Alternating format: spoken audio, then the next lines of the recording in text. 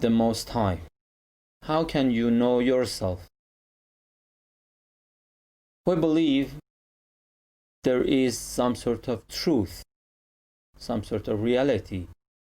We believe that intellect and also science have their own limitations. Through intellect, we are able to understand many things, but not everything.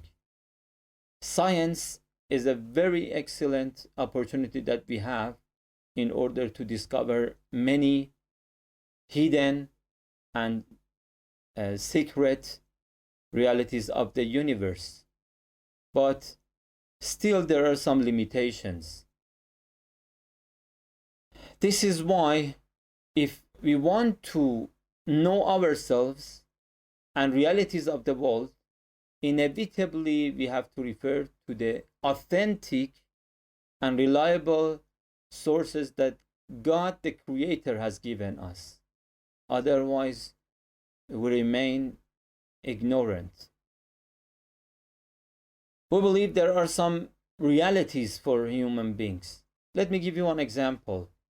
A person who has cancer, if he or she becomes sure that there is no cure and inevitably is going to die, at this particular time, he or she is able to see something that we cannot see, his or her reality. If he's a good person, his reality would be full of light and goodness and prosperity, some sort of paradise.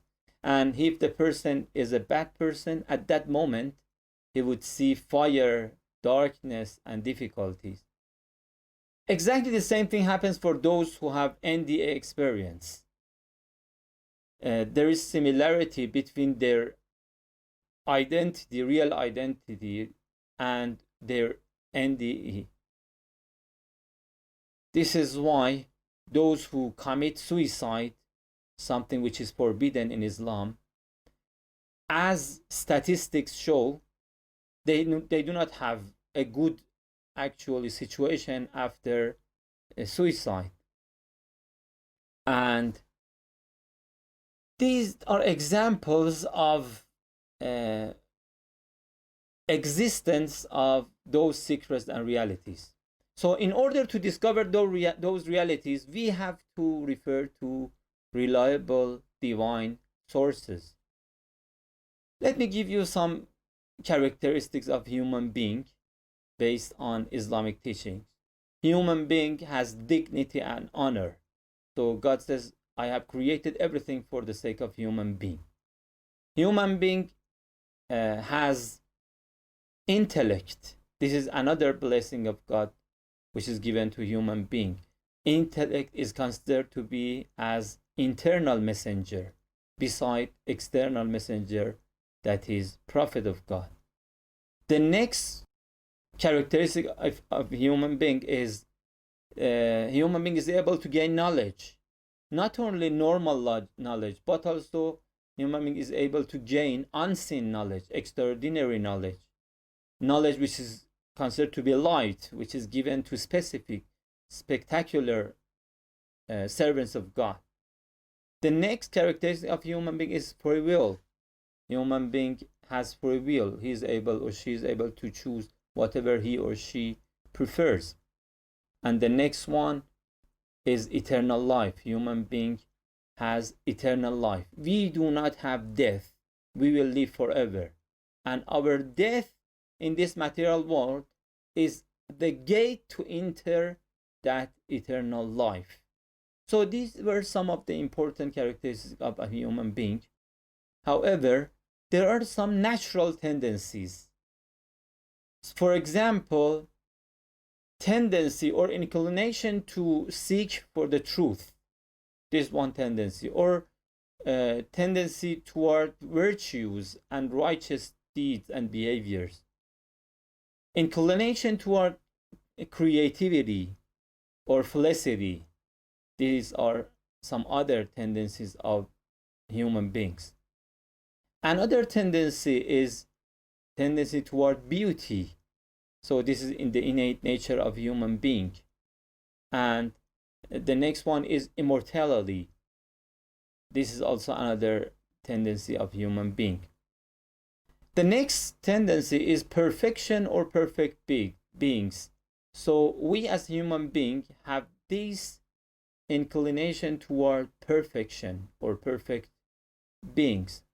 And the last one is inclination toward adoration of the sublime.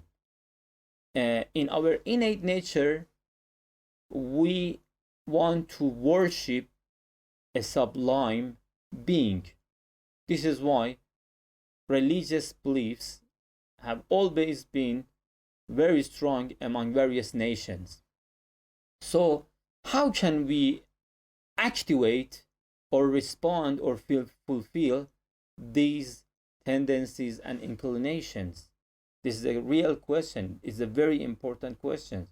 If we deny religious teachings, we cannot justify the reality of death. From one aspect, we want to live forever. From the other aspect, if you just have material attitude, you have a very bitter fact, that is death. But if you really believe in God and in God's teachings, you are able to understand and justify death in a very beautiful manner. So not only death is not a bitter fact, but also you love it. You enjoy it. You enjoy thinking of it. Why? Because this is going to be the gate for you to enter a new realm full of love, joy, and happiness. So all of these require to gain another type of knowledge, not the knowledge that normally exists among people. And let me explain the issue from another perspective. Human beings have three important aspects: body, soul, and intellect. For all of these aspects, we need some sort of help from our Creator. Otherwise, we cannot improve and develop these elements. And in Islamic teachings, all of these elements have their own fields of study. So for the body, there is some specific discipline, some specific type of knowledge, which is practical law of Islam or Islamic jurisprudence. For our soul, there is Islamic ethics and mysticism. And for our intellect to be strengthened and to be guided, there is another type of knowledge, which is Islamic theology and also Islamic philosophy. So if you really want to strengthen those elements in us, there are appropriate and complete answers exist in the teachings of God.